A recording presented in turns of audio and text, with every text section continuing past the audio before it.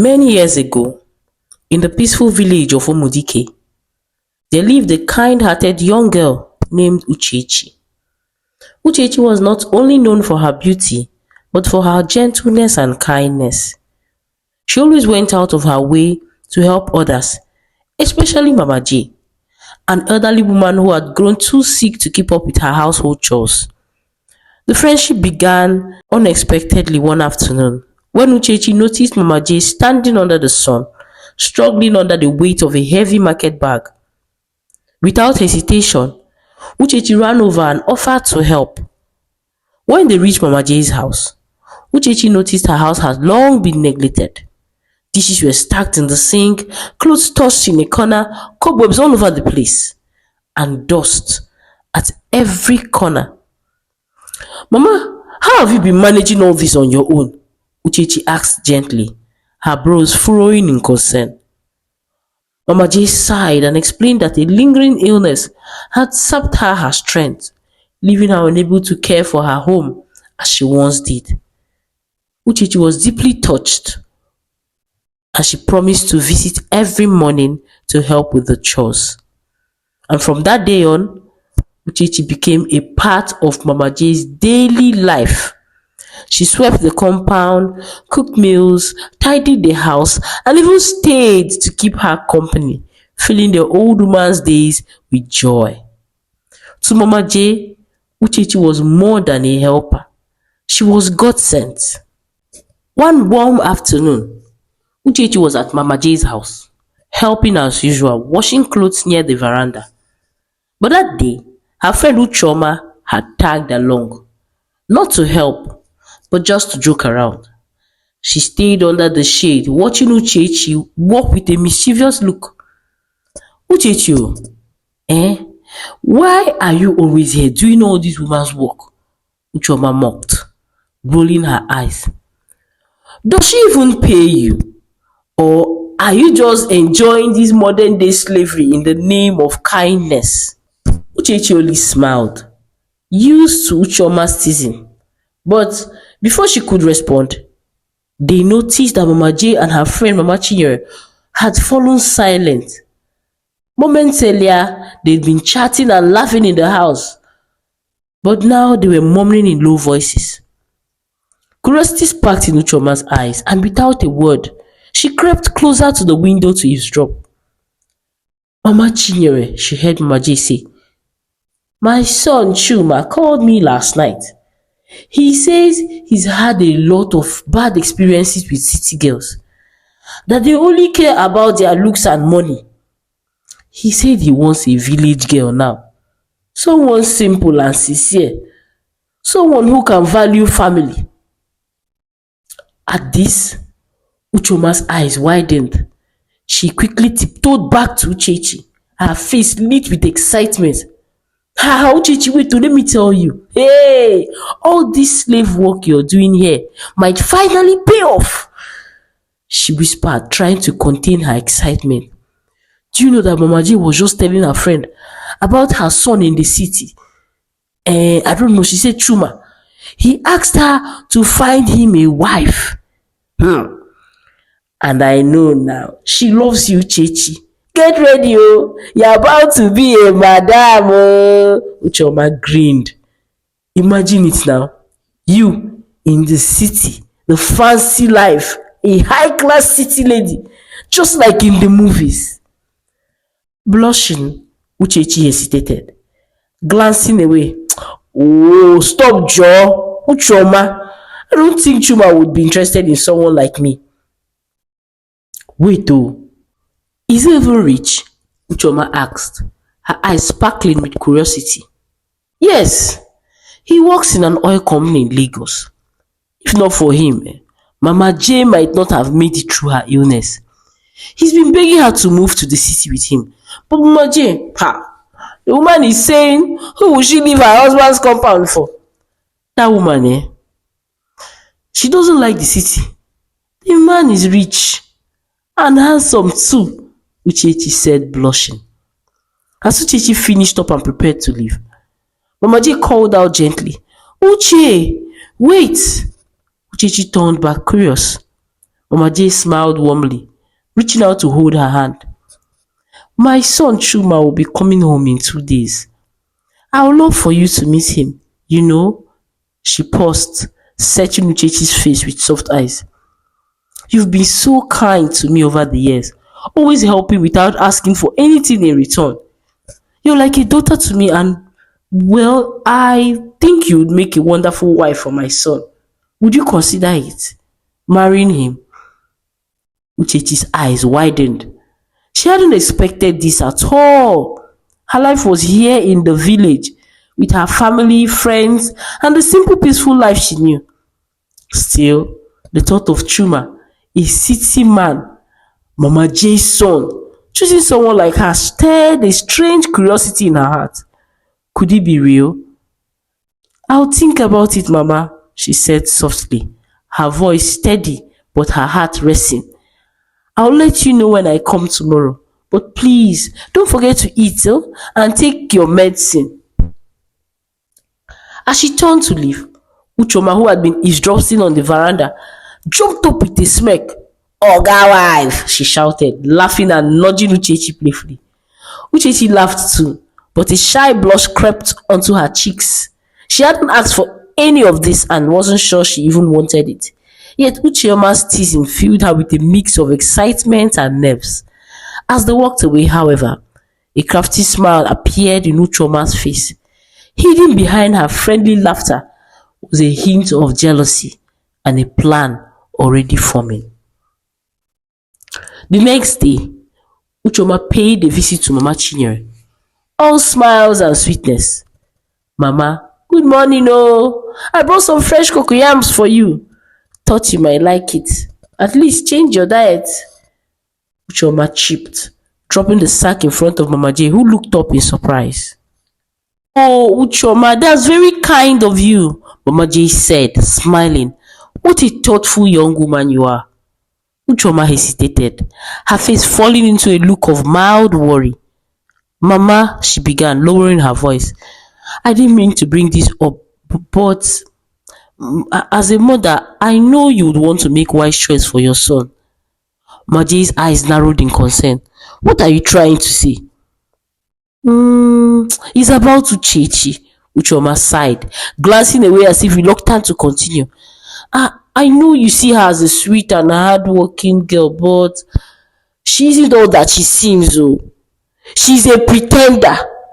We've known each other for a very long time, and I know her secrets. She has slept with a lot of men and had multiple abortions. You can ask questions if you think I'm lying. You can ask that your neighbor, Chukuma, ask him, she continued. Uchechi might not be able to conceive. Please, be careful when you're choosing for your son, and please don't tell her I told you, she said, walking away. Boy, can I help you sweep your veranda? It looks dirty. With that, she picked up the broom and went to sweep. Margie felt a pang of worry. She didn't know what to believe. After all, appearances can be deceiving. The days that followed, Ucheoma came early to sweep, clean and wash Mama J's clothing. She was very sociable and had lots of interesting stories, and soon Mama J's got smitten by her attitude. The day Chuma was to arrive at the village, Ucheoma had risen early and had come to sweep the entire compound. When he drove in, it was Ucheoma that greeted him humbly. Mama J introduced him to Chuma, who played the part of an innocent village girl to perfection. She spoke softly, avoided eye contact, and complimented Chuma on his job in the city. It must be really hard working in Lagos, she murmured with wide eyes. Chuma smiled, feeling flattered. It has its moments, Sha. But tell me, Uchoma, what do you like to do? Oh, well, nothing much, she said modestly, helping Mama J here and there, going to church, just simple village lifestyle. Just then, Uchechi arrived, looking worn and weary. She had fallen ill in the past days and struggled to make her way to Mama J's home. When she saw Uchoma laughing with Mama J and Ushuma, Confusion clouded her face. Fighting back her weakness, she stepped forward. Mama, I'm really sorry I couldn't come these past days. I've been so ill. I could barely even get out of my bed, Uchechi explained. But I had to come today because of what you told me the last time. Mama J's expression hardened as she guided Uchechi into the kitchen, her face unreadable. Uchechi, I appreciate everything you've done for me, oh. But she paused, her gaze turning cold. I can't allow you to marry my son. I want grandchildren. Why now, eh? With all the abortions you've done. Please, my daughter, you can't marry him, abeg. That's not true, Mama. I've never done any abortion. Enough, she screamed. Don't tell me you're a liar too. I've asked people. Even Chuma, my neighbor, also confirms it's true. Please, you can leave my house, eh? I can repay you if it's money you want. But you can't marry my son. Uchechi's heart shattered at the news as she walked out. Tears spilled down Uchechi's cheeks as she left, her heart shattered by the cruel accusations and rejection. In the following weeks, Chuma grew closer to Ucheoma, won over by her gentle manner and the mother's charm. Eventually, he agreed to marry her, and Mama J was thrilled, although a small voice of doubt tugged at her, a feeling she pushed aside. Meanwhile, Uchechi watched from a distance, heartbroken and bewildered, as her once dear friend slipped into the life she had been so close to. A seed of suspicion began to grow inside her, and though she couldn't yet prove it, she was sure that somehow Ucheoma had been one to turn Mama J against her. The city welcomed Ucheoma with open arms. She marveled at the tall buildings, flashy cars, and bustling energy. Her life in Lagos seemed a lot like a dream come true. Chuma showered her with comforts she only dreamed of, and Ucheoma, a simple village girl, was now living like a queen in Lagos, far from the quiet, humble life she was used to. And at first, she liked it, that she had all she could dream of. However, one evening, Chuma took her to a party hosted by one of his office colleagues. It was an elegant affair, filled with the city's elite. Ucheoma watched with wide-eyed as elegant women floated through the room, their flawless makeup, designer dresses, designer bags shining under the lights. She felt invisible among them. At one point, she caught two women glancing at her, smirking and exchanging whispers. They barely acknowledged her, sizing her up with disapproving eyes before turning back to their conversation. On their ride home, Ucheoma's silence filled the car with a storm cloud. Are you alright? Chuma asked gently, sensing her discomfort. She clenched her fist, swallowing hard. I'm fine, she replied, her tone sharp. But did you see how they looked at me? I didn't fit in. They made me feel real small. Chuma looked at her confused.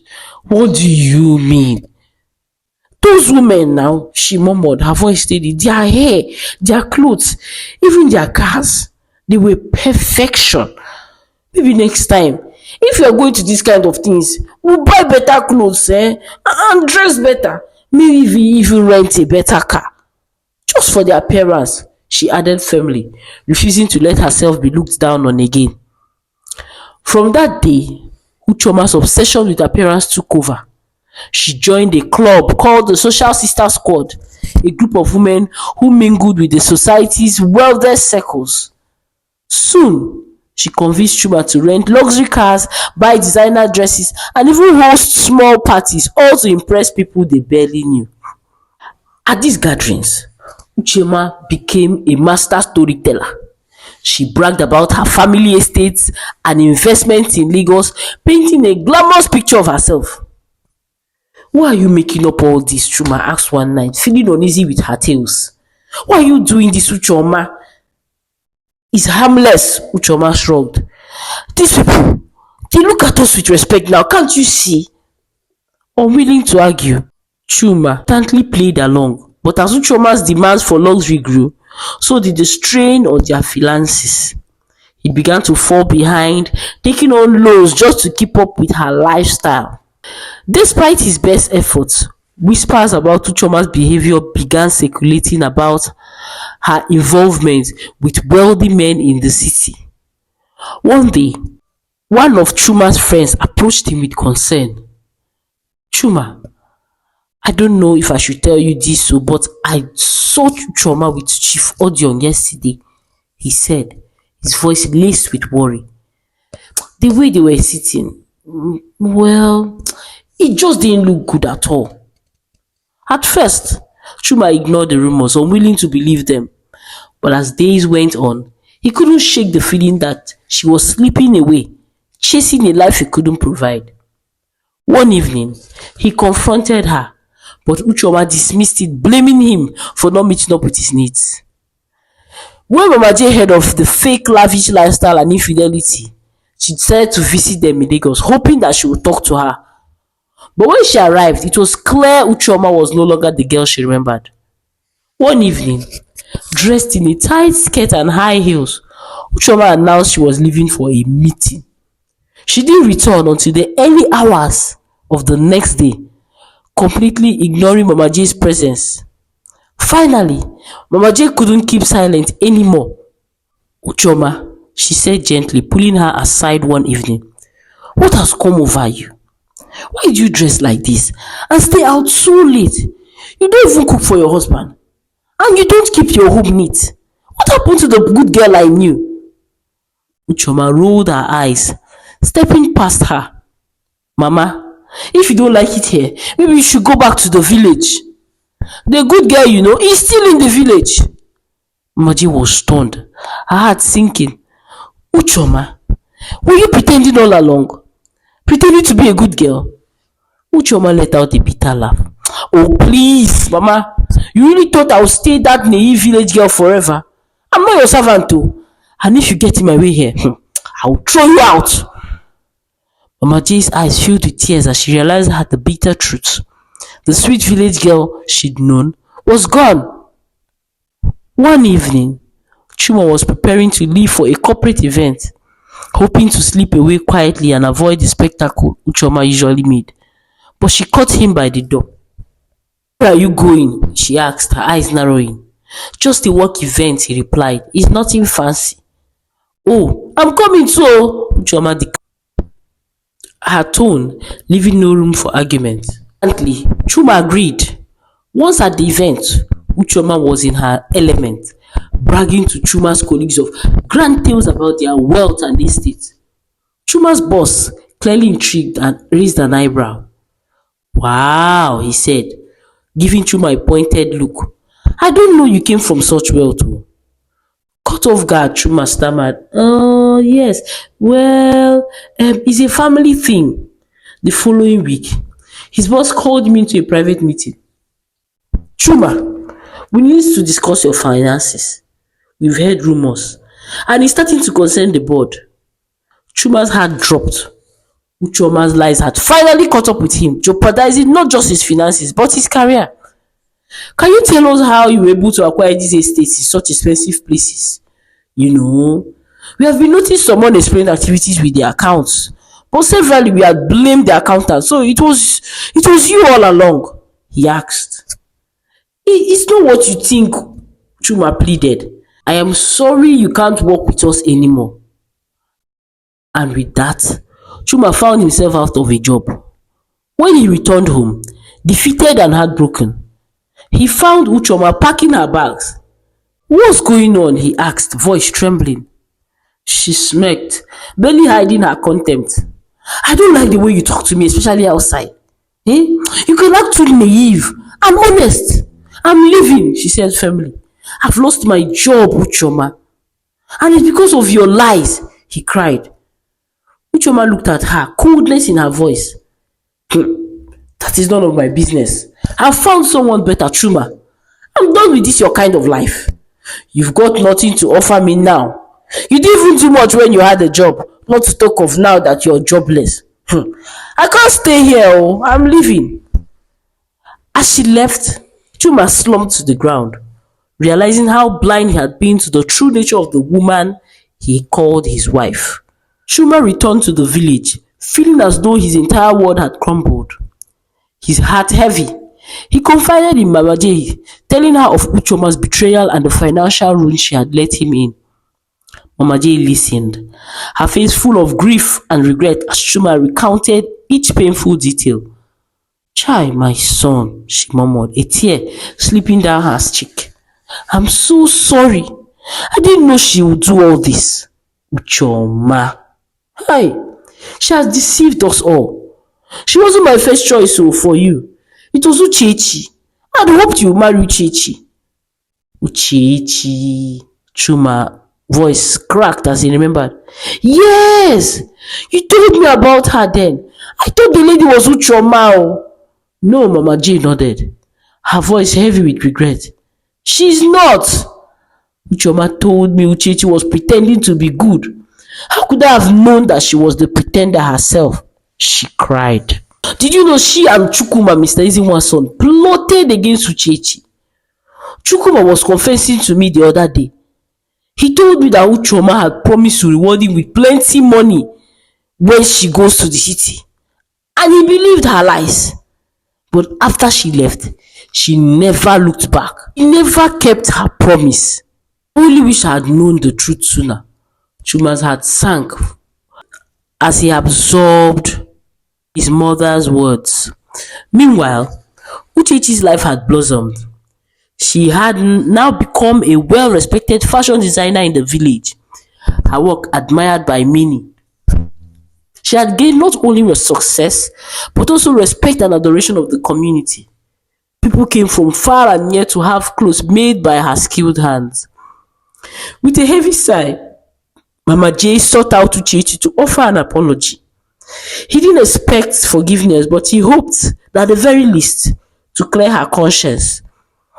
Mama J went to see Uchechi, carrying with them the weight of the unspoken apologies. They found her in a small workshop, busy but yet serene, her gentle spirit unscathed by the past grievances. "Uchechi, my daughter, I came to ask for your forgiveness," Mama J said, her voice thick with emotion. "I treated you really unfairly. I should have at least trusted you. I'm so sorry. Your friend is manipulative and wicked, and I see that clearly now. I can only hope that you find it in your heart to forgive us, please." Uchechi looked at her, a quiet surprise on her face, but her heart was open. "I've forgiven you, Mama. I can't be angry with you for so long." Mama J begged Uchechi to be visiting their house often like she always used to, and Uchechi agreed. She visited them, and soon her presence became a comforting routine in Mama J's household. It wasn't long before Chuma found himself looking forward to her visits.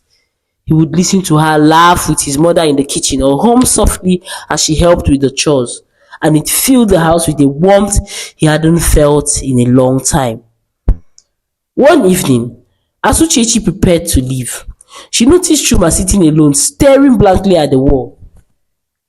She walked over to him, her voice gentle yet firm. "Chuma, why do you keep doing this to yourself so much?" "Eh?" He sighed, avoiding her gaze. You won't understand, Uchechi. I've lost everything. My job, my savings. Ucheoma left me in debt so deep that I can't even bear to go back to Lagos.